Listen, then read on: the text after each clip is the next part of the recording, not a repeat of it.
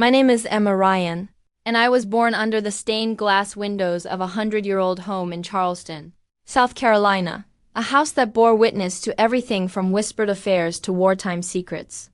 My grandparents built it during the Great Depression, each brick a sacrifice, each window pane a story.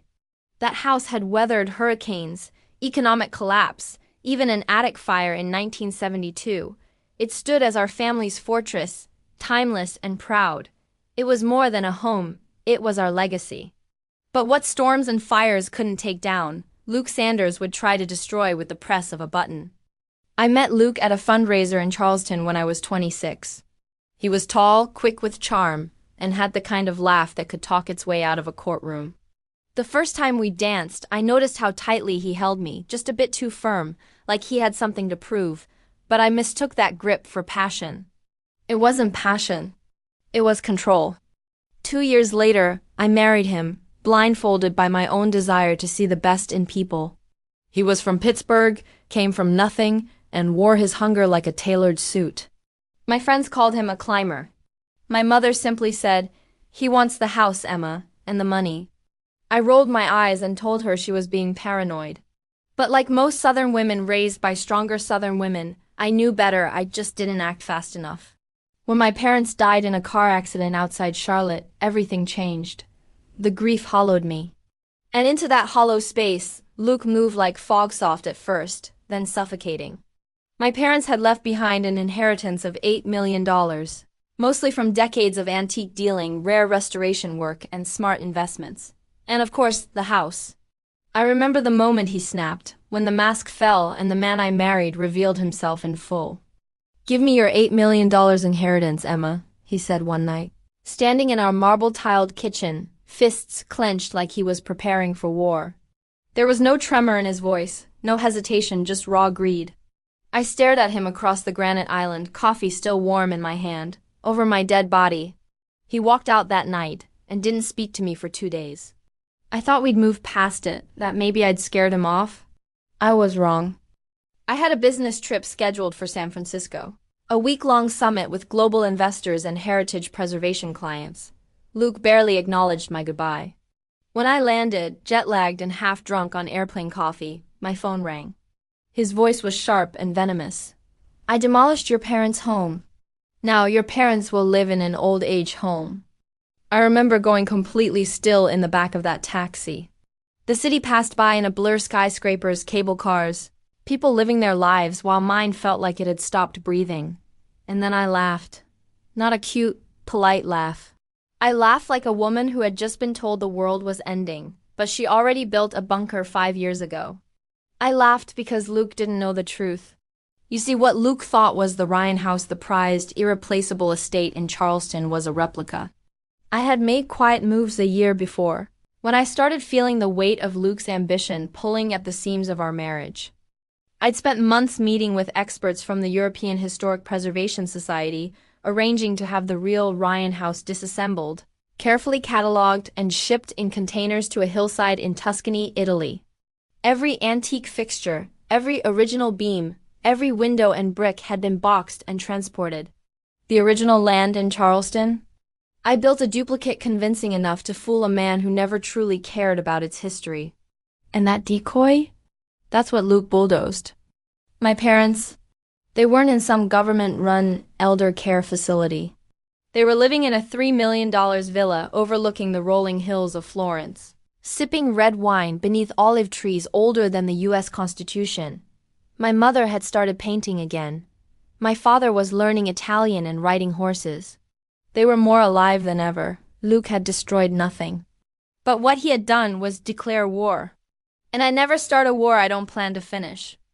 That moment in the backseat of the taxi, still gripping my phone, I felt something shift inside me, something primal. A part of me I'd kept quiet during the polite dinners, the charity events, the long nights of pretending I didn't hear whispers on his phone. That part of me was wide awake now. Luke thought he'd humiliated me. No, he'd just woken the wrong woman. I didn't cry. I didn't call the police. I didn't even cancel my meetings. I walked into the Grand Monarch Hotel ballroom with fire in my veins and closed a $2 million investment deal before noon. Then I wired an undisclosed sum to a private cybersecurity firm in Boston, the kind that specializes in silent revenge, asset tracing, call monitoring, and the quiet unspooling of digital reputations. By the next day, I had everything I needed. I knew Luke's passwords. I knew where he kept the funds he'd hidden from me, 2 offshore accounts in the Cayman Islands and a little-known crypto wallet based in London. I knew about the woman in Miami, the one he flew out to conferences twice a month.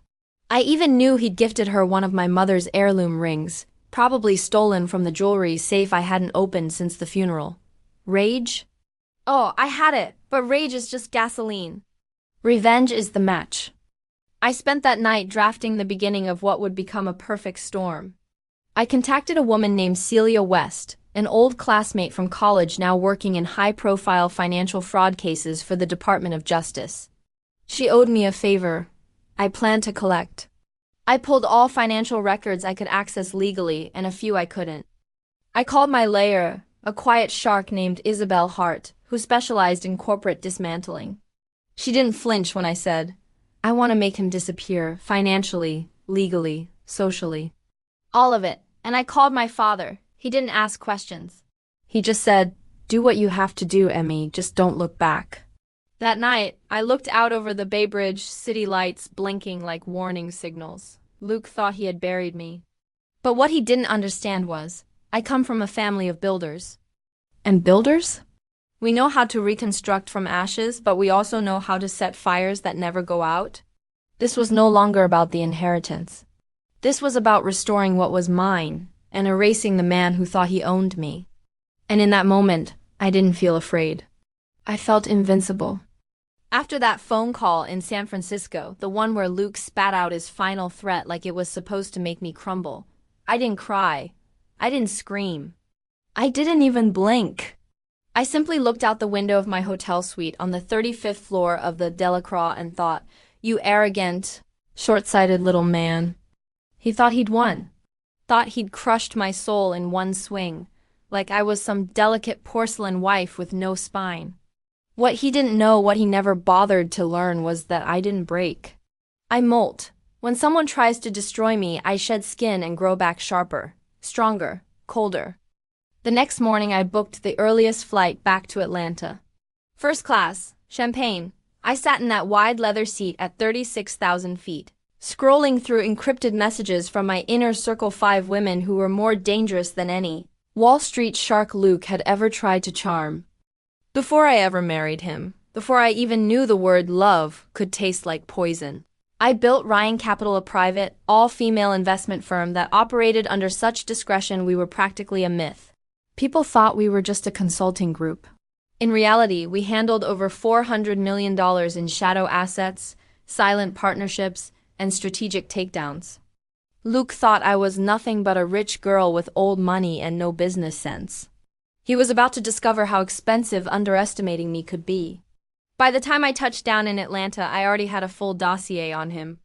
Not just the obvious stuff, the properties, the car leases, the offshore accounts, but the dirty little secrets, the bad loans he thought no one knew about, the shell companies he used to cover up tax fraud, the gambling in Vegas, the embezzlement masked as business expenses. Kara, my lead analyst, had uncovered a condo in Miami, listed under a company called LS Holdings. Cute. He thought abbreviating his name made him invisible. I had it sold to a Russian investor within 72 hours, well below market value. I even sent Luke a fake offer for double the price the day after the sale, just to twist the knife. Then there was the Aston Martin in Nashville leased, of course not owned. I contacted the dealership with evidence of financial instability. The car was repossessed midweek, right outside the steakhouse where he was trying to impress a new investor. His vintage Rolex Daytona? The one I gifted him on our first anniversary? I reported it stolen. The police recovered it while he was dining in Orlando with Sabrina Walsh, his perfectly manicured mistress. She was the type of woman who wore beige like it was a religion and laughed as if she'd auditioned for the role of perfect second wife. Sabrina had no idea what hit her. Her name popped up on a flight manifest 3 times, twice to Miami, once to Dallas. Luke was flying her out under fake business accounts. I sent those records, anonymously of course, to the company that sponsored his last startup. Funding was pulled. Reputation? Fractured. His emails were being monitored. His social media accounts flagged for suspicious activity. Even his LinkedIn profile was shadow banned for inconsistencies. I didn't just want revenge. I wanted obliteration. So I flew to New York City and booked a corner suite directly across from the sleek high-rise where Luke was scheduled to pitch his newest startup to a private equity firm. What he didn't know was that I had already contacted a European banking partner of ours, someone with enough influence to push a whisper campaign that Luke's company had forged documents and falsified growth reports. That morning, I watched him from across the street, sipping coffee with a smile. He walked into that meeting like he was still the king of his world. An hour later, he walked out pale, confused, blinking against the daylight like he had just been mugged by God himself. I didn't need to hear the meeting to know what had happened. I'd buried his deal before he even stepped off the elevator. When I got back to the suite, I found a message waiting on my phone. "What the hell did you do, Emma?" I smiled. Instead of responding, I sent him a single photo. It was my parents on the terrace of their Tuscan villa. My father in his linen shirt, my mother holding a glass of Chianti, both laughing with the sun behind them like something out of a film. The caption read, "Next time, Luke, make sure the house you demolish isn't a replica. And next time you betray a woman, make sure she isn't smarter than you." That was the last time he reached out to me directly, but I wasn't finished. Not even close. Luke didn't just try to take my money. He tried to erase my family, my legacy, my strength. He tried to reduce me to a number in a trust fund. And so, I decided I wouldn't just bankrupt him, I would turn him into a ghost. We tracked his moves through Philadelphia, Chicago, and Denver, each time staying a few steps ahead. Every new venture he tried to launch was cut off at the knees. No funding, no press, no credibility. Just silence, rejection, and the slow bleed of being irrelevant. I even had a team plant rumors in key investor circles, just enough speculation to keep his name too risky to touch. Soon, people began to whisper, "Don't do business with Luke Sanders. That guy's cursed." He tried to pivot. Real estate, NFTs, freelance consulting. I burned every bridge behind him. But it wasn't just about business. I wanted to watch his confidence collapse, his sense of superiority disintegrate like ash between his fingers. And slowly I could see it happening. The last asset I seized was the penthouse he secretly purchased in Seattle, registered under his cousin's name. He thought he was clever. He thought he was safe. I had it auctioned off in a foreclosure sale he never saw coming. The proceeds went to pay off the legal fees of a woman he had harassed 2 years ago at a networking event in Dallas. He tried to reach out to friends, colleagues, anyone who'd answer, but no one did. Because I wasn't just taking his money. I was taking his reputation, his relationships, his future. Luke Sanders had become radioactive. By the end of that year, he was living in a short-term rental in Austin, sharing a kitchen with a divorcee who left passive-aggressive post-it notes on the fridge. That was when I finally stopped tracking him, because I'd done what I came to do. I had turned the man who once demanded my $8 million inheritance into a nobody with no influence, no home, no leverage. I didn't feel joy. I felt clarity. And I slept peacefully for the first time in a long time. But this was only phase 1. Because now I didn't just want to erase him. I wanted to rewrite my name, on my own terms, on my own legacy, and with fireproof ink. By the time I stepped off the plane in Chicago, Luke was already unraveling. I could feel it in the air like static before a storm. He was trying to hold it all together: money, image, reputation, but everything was slipping between his fingers like sand. That's what made it beautiful. The man who once strutted through boardrooms in $1,000 suits now found himself hunched over in back offices, frantically dialing lawyers who no longer returned his calls. I had poisoned his name in New York, buried his reputation in Atlanta. And by the time he reached Denver, he was just another ghost with a suitcase and a broken phone. He'd emptied one of his last remaining accounts, $45,000. He pulled from an old crypto wallet to hire a defamation attorney. He genuinely believed he could sue me. Sue me, the woman he tried to rob, humiliate, and erase. It was laughable. What he didn't understand was this: The moment he bulldozed the fake Ryan house and told me my parents would rot in an old age home. He signed his own death certificate. Financially, socially, legally. And I wasn't interested in survival. I was after destruction. Every investor he'd ever worked with received a curated email leak, just enough to raise eyebrows, just enough to make it look like he'd forged growth reports and embezzled startup funds. I never lied. I didn't have to. I just handed people the truth he thought no one would ever find, and let their own fears fill in the rest. By the time I touched down in Denver, he was staying at a generic corporate hotel near the airport, thinking anonymity would shield him. It didn't. One of my associates had checked in 2 rooms down under an alias. Of course, and was intercepting his calls through a rerouted telecom channel I owned via a shell company in London. That channel was rerouted again through Florence, just for fun. Bury the trail deep enough and even Luke couldn't sniff it out. Half the time, he was talking to my people. The man didn't know who he could trust anymore, which was the point. I didn't need to scream or break windows. That's the mistake amateurs make. Real revenge? It's surgical, quiet, a whisper in the right ear. A signature line missing from a contract. A banker suddenly unavailable. A security clearance revoked without warning. It's watching your enemy choke while thinking they're still breathing. And Luke was choking. Sabrina, his perfectly composed mistress, left him. Took her designer bags, whatever jewelry he hadn't sold yet, and went back to Europe. She left a post-it on the fridge. You're not who you pretended to be. Don't contact me. I smiled when I read it. Yes, I read it. My associate made sure to grab a quick photo before disappearing. I wired Sabrina $10,000 anonymously, not out of pity, but to make sure she stayed gone. She was a side note, a background character in a war she didn't even understand. Luke, cornered and desperate, made one final move. He filed for divorce in Texas, of course. He tried to claim emotional damages and demanded half of everything I had. Half.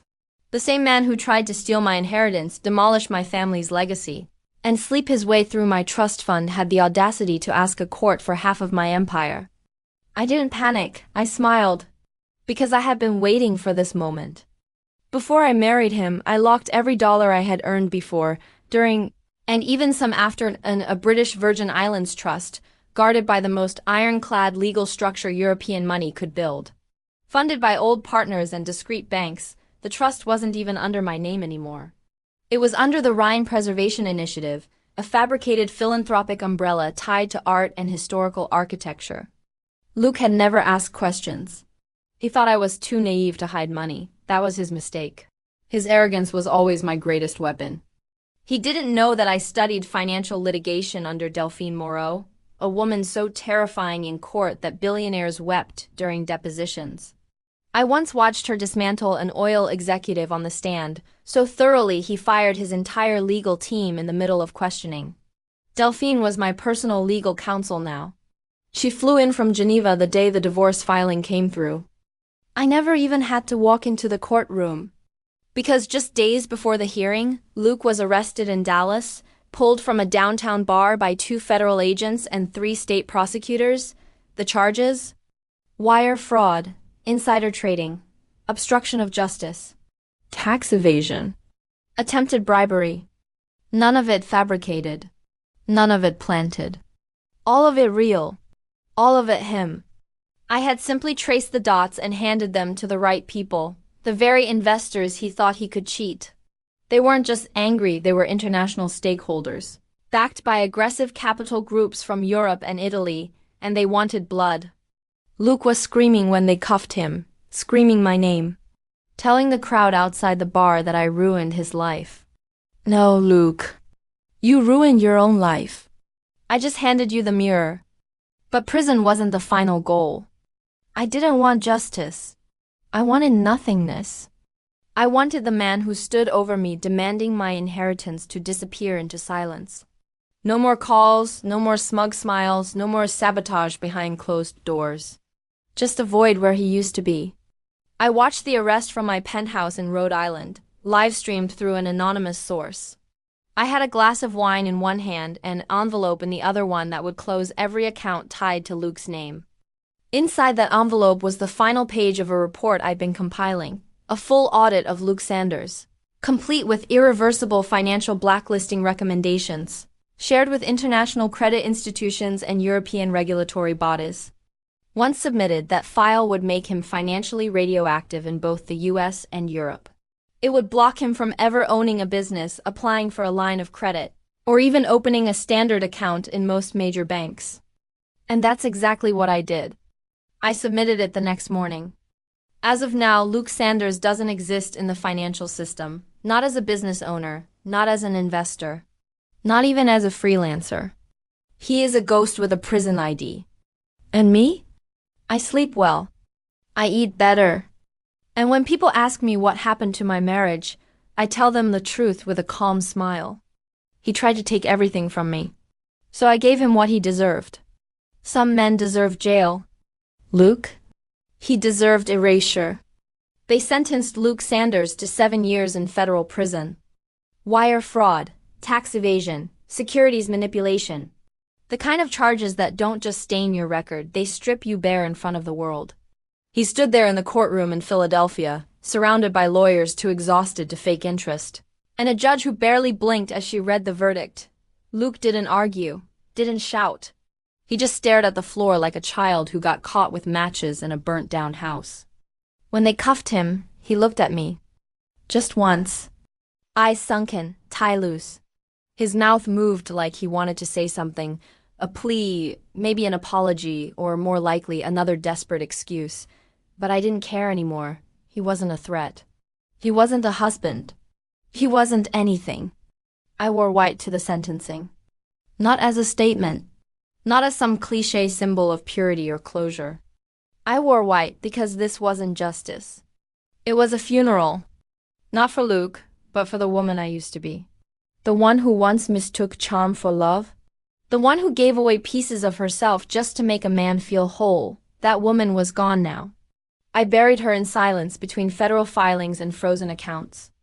After the verdict, I didn't stay to shake hands with prosecutors or answer whispered questions from reporters. I walked past them all, the sound of my heels echoing through the underground parking garage like gunshots. No cameras, no entourage. Just me, finally alone in the quiet. I climbed into my black Aston Martin DBX, the leather interior still smelling of imported pine and success, and drove north. Rhode Island, my next chapter. My real home. I just closed on a cliffside estate, ocean-facing, built in 1892 by a retired steel tycoon. The kind of house you don't just live in, you command from. With 11 bedrooms, an art gallery, and a library that smelled of wartime letters and first editions. It was everything the old Ryan house had never dared to be. And it was mine. Bought in pounds, processed through a firm I owned quietly out of London, just like most of my assets now. Not because I was hiding. Because I had learned that the best kind of wealth is the kind no man can touch. I called it the Ryan House, not to honor the one Luke tried to destroy, but to reclaim the legacy he never understood. The original Ryan House in Charleston was dust now, bulldozed under false assumptions and petty revenge. But I'd already removed every relic of value long before he pressed that button. The real soul of my family was preserved, in art, in culture, in stone and blood and strategy. And now it stood quietly on a hill above the Atlantic, facing storms and sunrise with grace. I didn't fill the new house with old ghosts. I filled it with power. My team, the same women Luke used to mock at cocktail parties, calling them background help, or Emma's little friends, they now ran the entire Ryan Global network. We controlled equity positions in 4 financial institutions, 2 biotech firms, and a real estate conglomerate operating in both London and Milan. They didn't laugh anymore. And Luke? The last I heard, he was washing trays in the kitchen of a low-security prison in Colorado. They stuck him on dish duty after he tried to give financial advice to an officer and got written up. He lives in a shared dorm, sleeps under a flickering fluorescent light, and eats off the same kind of plastic trays he now scrubs. The irony isn't lost on me. Occasionally, he writes letters. The first one came 6 weeks after his sentencing. It was 3 pages long, mostly excuses, apologies dipped in narcissism, and one bizarre line where he claimed he still loved me. I didn't open any more after that. They pile up now in a box in the back of my study, unopened, unread, irrelevant. I won't burn them. I'm not angry anymore. Because revenge doesn't end in fire, not real revenge. It ends in silence, in indifference. You stop caring. Their name becomes a syllable with no weight. You pass by it like dust on an old mirror, something you forgot to wipe away, but it doesn't matter anymore. I didn't win because I ruined Luke. I won because I rebuilt myself in a way that he can never reach. He thought he was the fire, but I became the ash that rebuilds the forest. Every morning now I wake before the sun. I walk the cliffs barefoot, the wind cutting through my robe like a second skin. Sometimes I call my parents in Italy, where they're living out their golden years in peace. My mother has taken up oil painting. My father adopted a French bulldog named Judge. They're happier than they've ever been. Sometimes we laugh about Luke, about how he tried to destroy the family house, thinking it would devastate us. He didn't realize we come from a bloodline that's always 2 steps ahead. That house was never about brick. It was about legacy, and legacy. That lives in decisions, not structures. Once a month, I host a dinner in the estate. No photographers, no press. Just women, CEOs, analysts, startup founders, politicians, all of them overlooked, underestimated, or underestimated. We drink expensive wine, trade strategies, and toast to the men who thought we were furniture. We don't talk about Luke by name anymore. He's become a concept, a lesson, a cautionary tale. And when people, friends, old colleagues, or the occasional reporter, ask me what happened to my marriage, I always answer the same way. I once loved a man who mistook my silence for weakness. He doesn't make that mistake anymore. Then I smile. Softly, like a woman who didn't just survive, but took the map, redrew the borders, and renamed the capitals. Some women cry and move on. I rebuild empires. And I never look back.